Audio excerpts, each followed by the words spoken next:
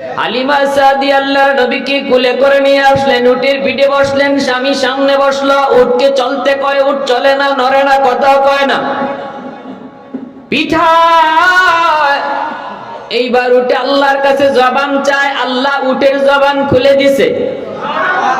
আল্লাহ চাইলে পারে কি পারে না? মানুষের জবান দিছে কে? উটের জবান দেয় নাই কে? আল্লাহ চাইলে মানুষের জবান নিতে পারে কি পারে না? উটের জবান দিতে পারে কি পারে না?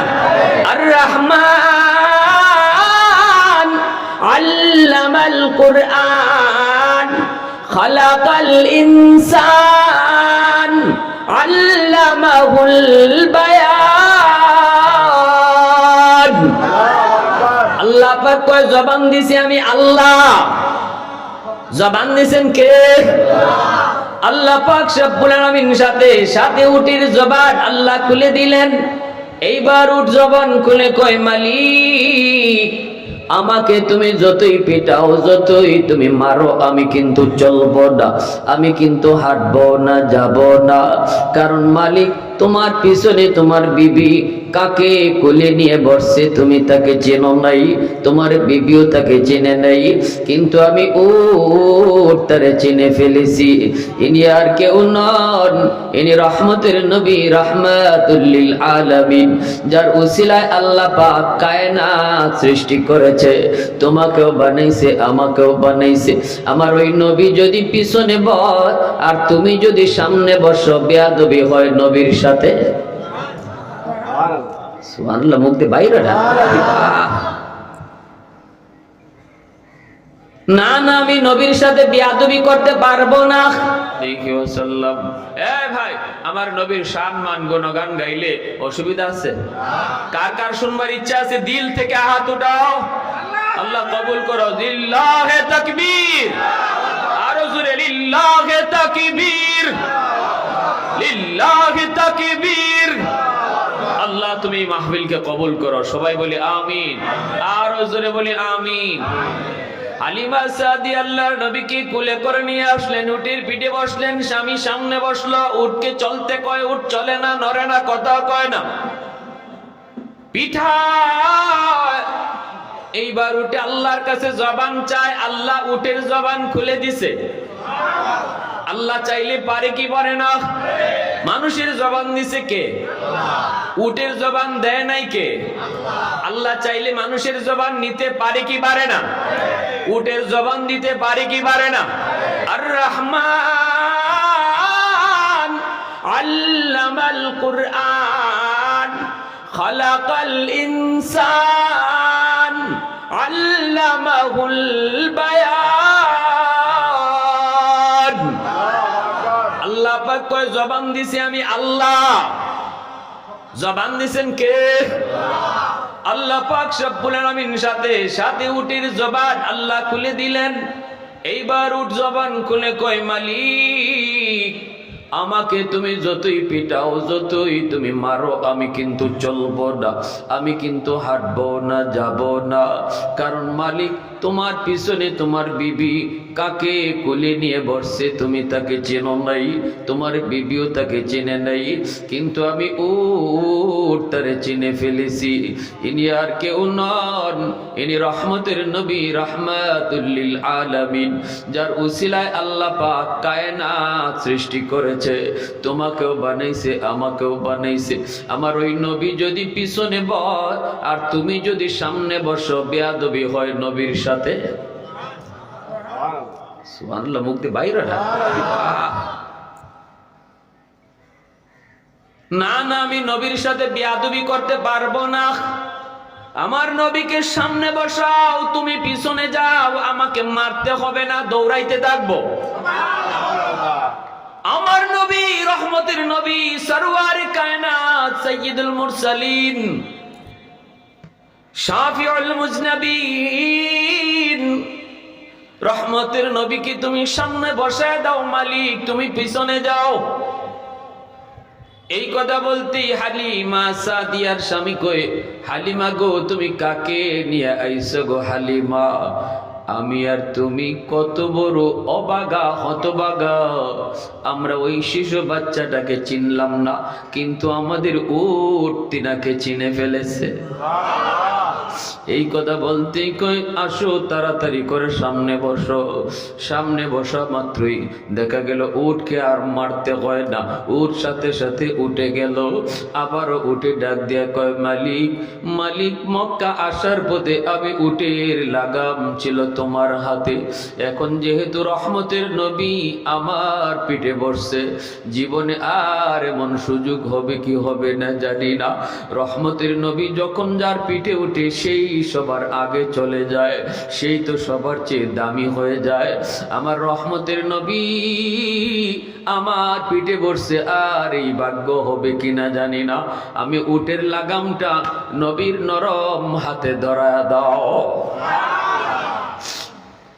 আমার নবীর নরম হাতে যেই মাত্র উটের লাগাম ধরায় দিল, উটের শক্তির মধ্যে আল্লাহ বরকত বাড়ায় দিল।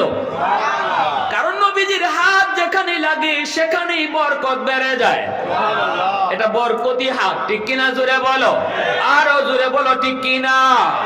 আবু বকর সিদ্দিক রাদিয়াল্লাহু তাআলা আনহু, হযরত ওমর ফারুক রাদিয়াল্লাহু তাআলা আনহু, উসমান আলী সবাই সামনে, মদিনায় দুর্ভিক্ষ চলছে, আল্লাহ নবী খানা নাই, মদিনার মাদ্রাসার ছাত্রগুলার খানা নাই, নবীজি পড়ছেন বড় টেনশনে। নবী বলে আবু হুরায়রা তোমার থলিতে খেজুর আসেনি? আবু হুরায়রা কয় নবী গো কয়েকটা খেজুর আছে। আল্লাহ নবী কই কয়েকটা খেজুরই আনো। কয়েকটা খেজুর তিনি আনলেন। নবীজি এই খেজুরগুলা চামড়ার একটা দস্তরখানার মধ্যে রাখলেন, একটা একটা কইরা থলি থেকে খেজুর বের করেন, বিসমিল্লাহ বলে নবীজি ওই দস্তরখানায় তিনি খেজুর রাখেন। এভাবে 11টা খেজুর রাখছেন। এরপরেই নবীজি আবার দস্তরখানা গুছায় ফেলছেন। এরপরে গুছায় নবী কয় আবু হুরায়রা এই জায়গা থেকে তুমি এখন খেজুর নাও, কখনো কইলা দেখবা না কি পরিমাণ আছে।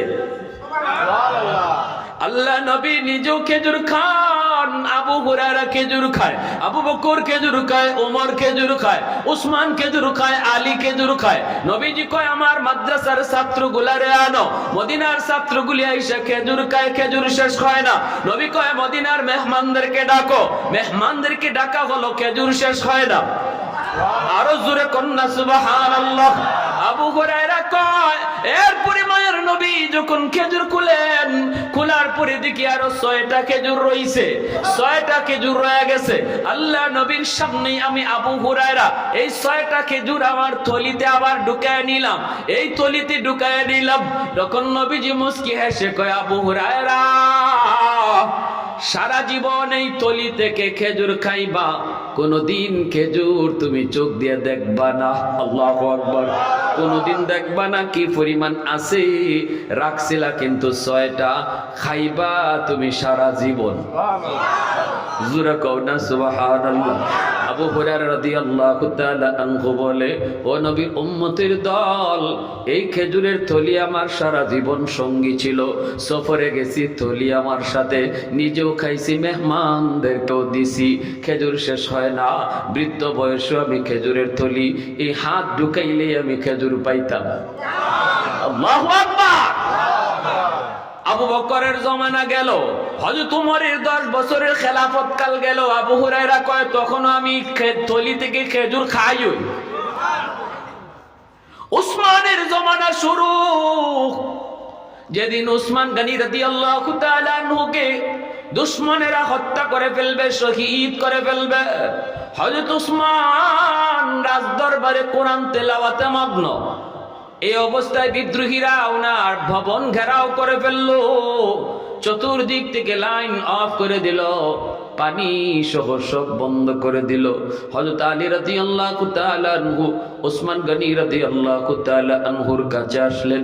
আয়েশা দেখেন উসমান তিনি কোরআন তেলাওয়াত করেন, কারণ হযরত উসমান গনি কোরআনের সাথে তার মহব্বত ছিল বেশি। হযরত উসমান গনি হলেন কোরআনকে জমা করনেওয়ালা, সুযোগ পেলেই উসমান কোরআন তেলাওয়াত করতেন, এজন্য আল্লাহর কালামের সাথে তার মহব্বত ছিল বেশি। আলী আয়েশা ডাক দিয়ে কয় কয়, ওগো খলিফাতুল মুসলিমিন, একটা বার শুধু আমাকে অনুমতি দেন, যে কয়টা বান্দর আপনার এই রাজভবন ঘেরাও করে রাখছে এদের জন্য আমি আলী একাই যথেষ্ট। আমার নাম আমার মায় রাখছে হায়দার, আল্লাহু আকবার জোরে কও। আমার নাম আমার মায় রাখছে হায়দার, বাঘ সিংহ। আমি আলী ওই তলোয়ার এখনো জমা দেই নাই, যেই তলোয়ার দিয়ে আমি খায়বার বিজয় করেছিলাম। ওগো উসমান, একবার শুধু অনুমতি দাও, অনুমতি দাও, সবগুলারে আমি একাই খতম করে দিব। কিন্তু হযরত উসমান গনি অনুমতি দেন না। উসমান কয়, না রে ভাই আলী, আমি এই অনুমতি দিতে পারি না। যেই মদিনায় আমার রহমতের নবী শুয়ে আছেন, যেই মদিনায় নবীর রওজা, ওই মদিনায় আমি উসমানের কথায় রক্ত ঝরুক আমি সেটা পছন্দ করি না। না রে আলী, না না, আর আমি দিব না, কারণ আমি স্বপ্নে একটা সুসংবাদ পাইয়া গেছি। একটু আগেই আমার একটু ঘুম আসছিল, আজ আমি রোজা রেখেছি, রোজা একটু ঘুম আসছে, তন্দ্রার ভাব আসছে, তখন আমি একটা স্বপ্ন দেখেছি। আমার রহমতের নবী, মার নবী হাসতে হাসতে আমাকে কয়, উসমান আজ বুঝি রোজা রাখছো? আমি বললাম, নবী গো রোজা রেখেছি। আল্লাহর নবী গো, উসমান দুনিয়ায় রোজা রাখছো, ইফতার করবা আমি নবীর সাথে জান্নাতে। রোজা রাখছো দুনিয়ায়, ইফতার করবা তুমি জান্নাতে আমি রসুলের সাথে।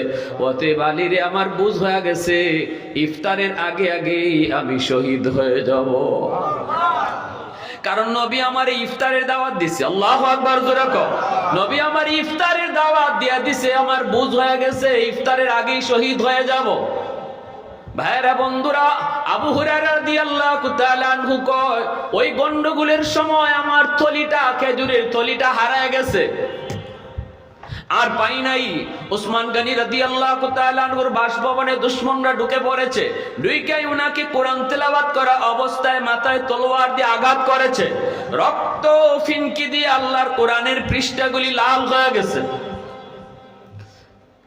উসমান গনি রাদিয়াল্লাহু তাআলা আনহু শহীদ হয়ে গেলেন। বাইরা বন্ধুরা, কোরআনের পৃষ্ঠার মধ্যে ওনার মাথাটা এভাবে পড়ে রইল, রক্তে কোরআন ভিজে গেল। এজন্যই বলা হয় কিয়ামতের ময়দানে বহু শহীদের শাহাদতের সাক্ষী হবে তার জামা, শাহাদতের সাক্ষী হবে মাটি, শাহাদতের সাক্ষী হবে পানি, শাহাদতের সাক্ষী হবে গাছ, কারো শাহাদতের সাক্ষী হবে মসজিদের মিম্বর। কিন্তু উসমান গনির শাহাদতের সাক্ষী হবে আল্লাহর কুরআন। उस्मान तेरा नाम से इस्लाम रहेगा, उस्मान तेरा नाम से इस्लाम रहेगा, दुनिया की सखावत में तेरा नाम रहेगा, दुनिया की सखावत में तेरा नाम रहेगा, हैदार तेरा नाम से इस्लाम रहेगा, दुनिया की शजाअत में तेरा नाम रहेगा, दुनिया की शजाअत में तेरा नाम रहेगा। अल्लाहु अकबर, जोरे बोल। এজন্য বলতেছিলাম, আমার নবীর হাতের মধ্যে বরকত আসেনি না নাই? যেই মাত্র হালিমা সাদিয়ার উটের লাগাম নবীর হাতে ধরায় দেওয়া হলো, উট ছিল দুর্বল, সেই দুর্বল উটের শক্তির মধ্যে বরকত দিল কে? আল্লাহ। অল্প সময়ের ভিতরেই উট বান্ধবীদেরকে যায় ধরে ফেললো, যারা আগে বিদায় নিছিল ওদেরকে যায় ক্রস করে ফেললো। বান্ধবীরা কয়, কি গো হালিমা, এটা কি ওই উট যে উট নিয়ে তুমি মক্কায় আসছিলা? বলে, হ্যাঁ এটা তো ওইটাই। কয়, কেন, শক্তি বাড়লো কেমনে? মক্কায় যাবার সময় তো আমাদের সাথেই তুমি আসতে পারো নাই, তোমার উট ছিল দুর্বল, এখন কেমনে এত শক্তি বাড়লো? হালিমা সাদিয়া কয়, মক্কায় যাবার সময় উটের লাগাম ছিল আমার স্বামীর হাতে, আর এখন বাড়ি যাবার সময় উটের লাগাম রহমতের নবীর হাতে। আরো জোরে কন্যা সুবহানাল্লাহ। উলফত মে তেরি ওয়াইসি নে দন্দান কুতুরা, বু বকর উমর নকশ কদম তেরা ন ছোরা, उल्फत में तेरी वैसी ने दंदन को तूरा बू बकर उमर नक्श कुदम तेरा न छोरा आयुशाक नबी वाके असरार मदीना सुल्तान का सुल्तान है सुल्तान मदीना अल्लाहु अकबर सरकार का सरकार है सरकार मदीना गुलजार का गुलजार है गुलजार मदीना सरकार का सरकार है सरकार मदीना सुल्तान का सुल्तान है सुल्तान मदीना अल्लाह ने मक्का ही में ये काबा बनाया अल्लाह ने मक्का ही में ये काबा बनाया इस काबा का काबा तेरे मरकद को बनाया इस काबा का काबा तेरे मरकद को बनाया ऐसा लम्हा जी चले जा राह मदीना सुल्तान का सुल्तान है सुल्तान मदीना सरकार का सरकार है सरकार मदीना गुलजार का गुलजार है गुलजार मदीना मोहब्बतेर आवाज़े बोलें अल्लाहु আকবার তাহলে নবীজির হাতের মধ্যে বরকত আছে না নাই ভাইরা বন্ধুদের জন্য বলতেছিলাম রে যুবক একটু দিলটা নরম করে কথাগুলি বোঝার চেষ্টা করো আমার নবী রহমতের নবী এত বড় দামি নবীর উম্মত হলে তুমি এজন্যই আল্লাহ পাক কয় লাকাদ মান্নাল্লাহু আলাল মুমিনিনা ইয বাআসা ফীহিম রাসূলা ও উম্মতের দল তোমাদেরকে আমি আল্লাহ যত নিয়ামত দিয়েছি এই যে সুস্থতার নিয়ামত এই যে তোমার সুস্থ দুটা চোখ এই যে সুস্থ দুটা হাত এই যে সুস্থ দুটা পা যত নিয়ামত তোমাকে আমি আল্লাহ দিয়েছি সব নিয়ামতের ভিতরে সবচেয়ে বড় নিয়ামত হলো তোমাদের মাঝে আমি আল্লাহ আমার রাসূলকে পাঠাইছি হায়াতের চেয়ে সবচেয়ে বড় নিয়ামত নবীকে পাওয়া আল্লাহু আকবার জোরে বলেন একদিন তুমি আমি মরে যাব এটা আশ্চর্যের কিছু নয় কিন্তু নবীকে না পাওয়াটা এটা বড় বিপদ ছিল মরণটা বিপদ না ঠিক কিনা জোরে বলেন আজ নয় কাল এখন না তখন কিন্তু নবীকে না পাইলে মরণের পরে আমরা জান্নাত পাইতাম না জান্নাতের পথ কোন পথে সেটাও বুঝতাম না কিন্তু নবীকে পাওয়ার কারণে আমরা জান্নাতের পথ পাইছি এজন্য মরণটা বিপদ নয় বিপদ হলো নবীকে না পাওয়া নবীকে না পাইলে আমার এই হাত সুস্থ দুইটা হাত জাহান্নামে যাইতো নবীকে না পাইলে সুস্থ দুইটা চোখ জাহান্নামে যাইতো নবীকে না পাইলে সুস্থ এই দেহটা জাহান্নামে জ্বলতো এজন্য আল্লাহ পাক কয় মুমিনের দল যত নিয়ামত আমি আল্লাহর পক্ষ থেকে তোমরা পাইছো সব কিছুর মধ্যে সবচেয়ে বড় নিয়ামত হলো আমার রাসূলকে তোমরা পাইছো আওয়াজ দিয়ে কন্যা সুবহানাল্লাহ আরো জোরে সুবহানাল্লাহ আল্লাহু আকবার ভাইরা বন্ধুরা জন্য বলছিলাম আমার নবী রহমতের নবী এখনো দুনিয়াতে আসেন নাই নবীজির জন্মের আরো 1000 বছর আগেও নবীজির জন্মের ইতিহাস রচনা হয়েছে আল্লাহর নবীর কথা তাওরাত ইনজিল কিতাবেও আসেনি না নাই হ্যাঁ এক ইহুদি তাওরাত কিতাব উল্টায় দেখে এক জায়গায় নবীর নাম গুসায় নবীর নাম ছিঁড়ে ফেলছে পরের দিন তাওরাত কিতাব উল্টায় দেখে 2 জায়গায় নবীর নাম এই 2 জায়গা থেকে নবীর নাম ছিঁড়ে ফেলছে পরের দিন তাওরাত কিতাব উল্টায় দেখে 2 জায়গায় নয় এখন 4 জায়গায় নবীর নাম 4 জায়গা থেকে নবীর নাম ছিঁড়ছে পরের দিন তাওরাত উল্টায় দেখে 8 জায়গায় নবীর নাম ইহুদি অবাক দৌড়ে তার আলেমের কাছে গেছে পাদ্রীর কাছে গিয়া কয় উস্তাদ ঘটনা তো এই সিরি একবার বারে ডাবল পাদ্রী কয় কই হাত দিছো টের পাও না সব জায়গায় হাত দিও না এটা আগুন মুহাম্মদুর রাসূলুল্লাহর নাম যদি তুমি ছিঁড়তে থাকো এক সময় গোটা তাওরাত মুহাম্মদের নাম ছাড়া আর কিছুই পাবা না আল্লাহু আকবার জোরে কও ওয়া মা আরসালনাকা ইল্লা রাহমাতাল লিল আলামিন আল্লাহ কয় আমি গোটা জগতের জন্য আমার হাবিবকে রহমত বানাইছি, রহমত। বাইরা বন্ধুরা, আল্লাহ পাকের খোদাই যত এরিয়া লইয়া, নবীর নবুয়ত তত এরিয়া লইয়া। আল্লাহু আকবার, জোরে বলেন। সব নবীর নবুয়ত দুনিয়াতেই খতম, কিন্তু আমার আপনার নবীর নবুয়ত হাসরের মাঠেও চলবে, ঠিক কিনা? সব নবী হাসরের মাঠে ইয়া নফসি বলবে, কিন্তু আমার আপনার নবী ইয়া উম্মতি বলবে। আদম নবী ডাক দিয়ে কইব আহমদ, ও আহমদ। আদম আলাইহিস সালামের বডিটা তাল গাছের মতো উঁচা হবে। আদম আলাইহিস সালাম বলবো ও আহমদ। আমার নবী দৌড়ে আসবে, বাবা কেন ডাকছেন? আদম আলাইহিস সালাম বলবে আহমদ, একজন লোককে জাহান্নামে নিয়ে যাইতেছে ফেরেশতারা, জাহান্নামে ফেরেশতারা হাতে পায়ে ধইরা তারা জাহান্নামে নিয়ে যায়। মনে হচ্ছে তোমার উম্মত, যায় একটু তাড়াতাড়ি বাঁচাও। সুবহানাল্লাহ, জোরে। সব নবীর উম্মত জাহান্নামে যখন যাবে তখন হাতে পায়ে বেরি লাগানো থাকবে, কিন্তু আমরাই শুধু একমাত্র উম্মতে মুহাম্মদীর হাতে পায়ে কোনো বেরি থাকবে না। জাহান্নামের দারোয়ান ফেরেশতা মালিক দারোগায় কইব এটা কার লই আইছো? তখন ফেরেশতারা কইবে আসামি লই আইছি। কয় কের আসামি? কয় জাহান্নামী দুজকি। মালিক ফেরেশতা তখন কইব আসামির তো কোনো আলামত দেখি না, আসামি হইলে তো তার হাতে পায়ে বেরি থাকবে, তার চেহারা কালো থাকবে।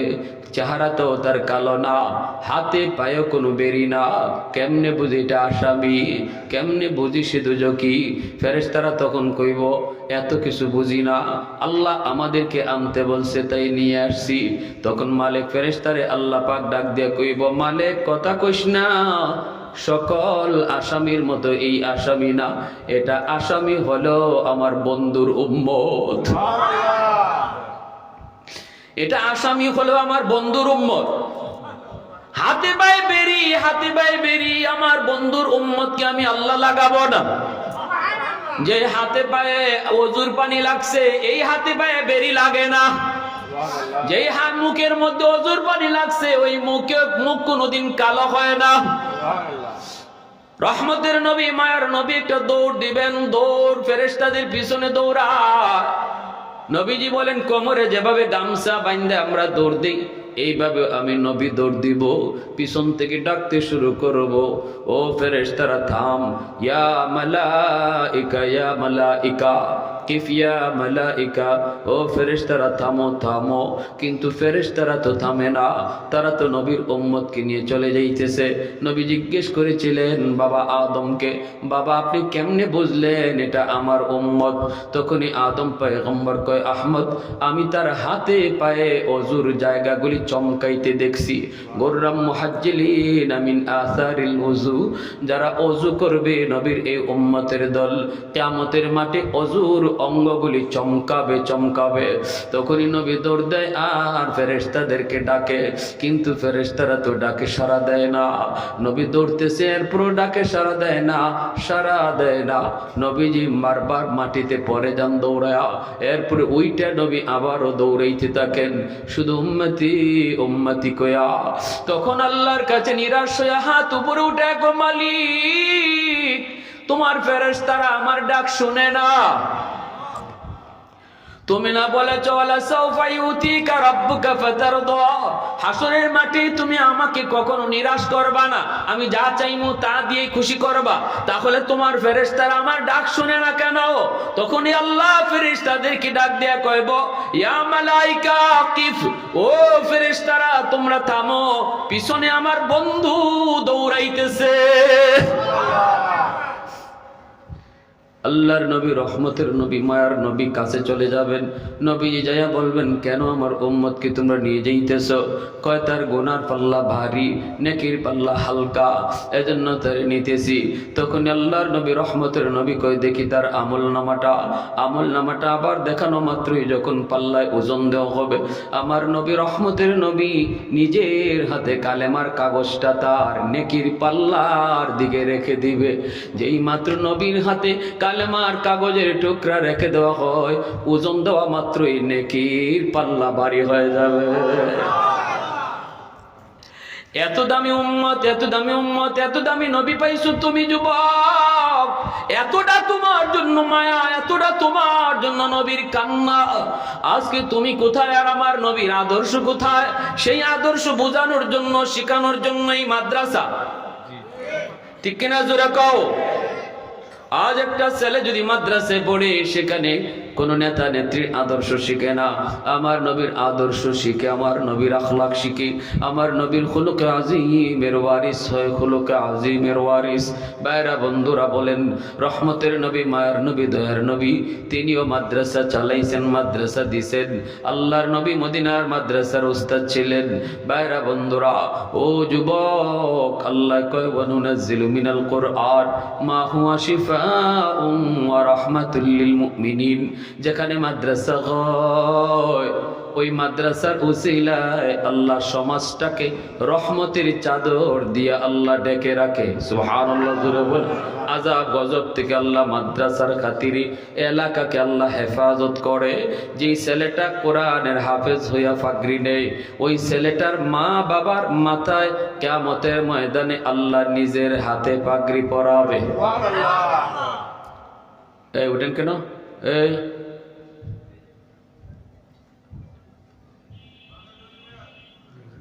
ভাইরা বন্ধুরা, জন্য বলি কি,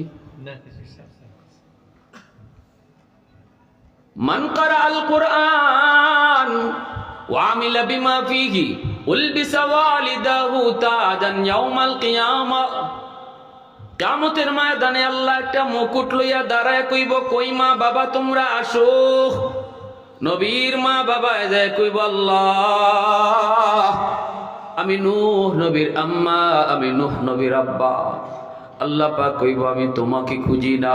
আরেকজন যে কইব, আল্লাহ আমি অমুক নবীর আব্বা, অমুক নবীর আম্মা। আল্লাহ নিজের হাতে কাকে যেন পাগড়ি পরাইতে চায়। কাকে কয়? মা বাবাকে। কার মা বাবা কেউ জানে না। এজন্য নবীর মা বাবা যে হাজির হয়, আল্লাহ কয় তোমাদেরকে না, তোমাকে না, তোমাকে না।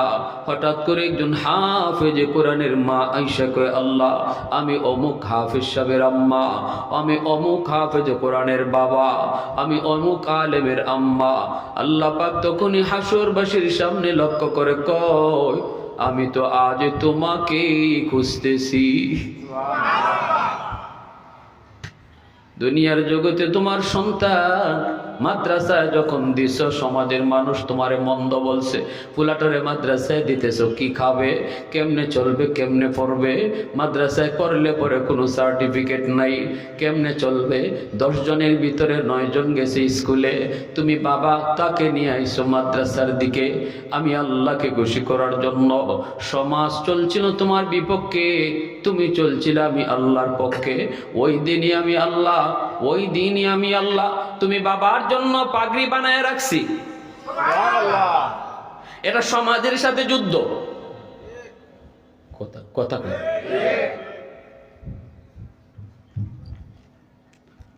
আমি আমার গোষ্ঠীর মধ্যে একাই শুধু মাদ্রাসায়।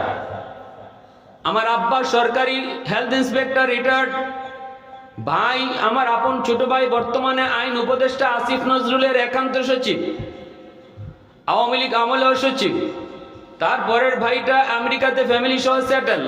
চাচারা সবাই হলো জেনারেল শিক্ষায় শিক্ষিত। আমাকে যখন আব্বা মাদ্রাসায় দিবেন, কঠিন বাধা ছিল, কঠিন বাধা। চাচারা বাধা দিছে, দাদারা বাধা দিছে। পোলাটা এত ব্রেইন, এত ভালো, এত মেধা, এই পোলাটারে মাদ্রাসায় পড়ায় নষ্ট করো না, পোলাটার জীবন ধ্বংস করো না। কত কথা, কত কথা। এরপর আমার আব্বা কারো কথা শুনেন নাই। আব্বা শুধু আমাকে বলছেন, বাবা তুমি কই পড়বা? স্কুলে পড়বা না মাদ্রাসায় পড়বা? আমাকে ছোটবেলা থেকে আব্বা মাদ্রাসা মাদ্রাসা শোনায় শোনায় মাদ্রাসার প্রতি দরদ আর ভালোবাসা অন্তরে জন্মায় দিছে। চাচারা যখনই জিগাইছে কই পড়বা, আমি বলছি মাদ্রাসায় পড়বো। ফাইনাল হয়ে গেছে, মাদ্রাসায় চলে আসলাম। বলুন, ওই দিন আমার আব্বা আমাকে মাদ্রাসায় দিতে গোটা সমাজটার বিরুদ্ধে দাঁড়াইতে হয়েছে, গোষ্ঠীর লোকের বিরুদ্ধে দাঁড়াতে হয়েছে। আপন ভাইয়ের সাথে আব্বার মন কষাকষি হয়েছে, মন কালা হয়েছে। সব কিছু পিছনে ফেলে বাবাও জানতেন মাদ্রাসায় পড়ে আমি ব্যারিস্টার হতে পারবো না, জজ হতে পারবো না। যতটুকু মেধা আল্লাহ আমাকে দিয়েছিলেন, ক্লাস 5-এ আমি তখনকার সময় বৃত্তি পেয়েছি। বৃত্তি যেতটুকু মেধা মেধা ছিল, এই মেধা দিয়ে আমি আমার ছোট ভাইয়ের মতোই সচিব হতাম, বড় কোনো এরকম পদে যেতাম। কিন্তু আব্বাও সেটা জানতেন, বুঝতেন, কিন্তু আল্লাহর জন্য, আখিরাতের জন্য সব কোরবানি দিয়া বাবা মাদ্রাসায় দিয়ে দিছেন। ওই বাবাকেই কিয়ামতের ময়দানে, এমন বাবাকেই আল্লাহ নিজের হাতে পাগড়ি পরাইব। কারণ সমাজের সাথে বহুত বড় জিহাদ করেছে বাপে দাদায়, ঠিক কিনা জোরে বলো? রিজিক মানুষের হাতে নয়, মানুষের হাতে নয়। আজকে আমার যে চাচারা বাধা দিছিল, আল্লাহ পাক আমাকে যে পজিশনে দুনিয়ার লাইনেও রাখছে, ধারে কাছে ওরা নাই, ঠিক কিনা? 60 লক্ষ টাকার গাড়ি আল্লাহ আমাকে দিয়ে দৌড়ায়, এটা এলেমের মর্যাদা, ঠিক কিনা জোরে বলেন? কিন্তু না কো, এজন্য বলি বাবা, মনকে ছোট করবা না, মনকে ছোট করবা না। সন্তান কেমনে খাইব বলুন তো? রিজিক মানুষের হাতে নাকি আল্লাহর হাতে? মানুষ দুনিয়াতে আসার আগেই আল্লাহ রিজিক পাঠায়। বলেন বলেন বলেন, মানুষ আগে আয় না রিজিক আগে আয়? এ যুবক আওয়াজ দাও, মানুষ দুনিয়াতে আগে আয় না রিজিক আগে আয়? না জানলে এখন জানিয়ে নাও, রিজিক আগে আয়। কেমনে? কয় মার পেট থেকে সন্তান দুনিয়াতে বের হয়, আসে, আসার পরে মার বুকে দুধ আয় না দুধ আগে আল্লাহ দিয়া দেয়? সন্তান দুনিয়াতে আসার আগেই তার দুধ ফাটায় দেয় আল্লাহ, খানা তার পাঠায় দেয়, তার রিজার্ভ ব্যাংকে খানা পাঠায় দেয়। সেই দুধটাও আল্লাহ পাক রব্বুল আলামিন এমন ভাবে মার বুকে রাখে, না ঠান্ডা না গরম। আল্লাহ জানে বান্দা, খাইতে তোর কষ্ট হবে যদি বেশি গরম হয়, আবার ঠান্ডা হলেও তোর ক্ষতি হবে।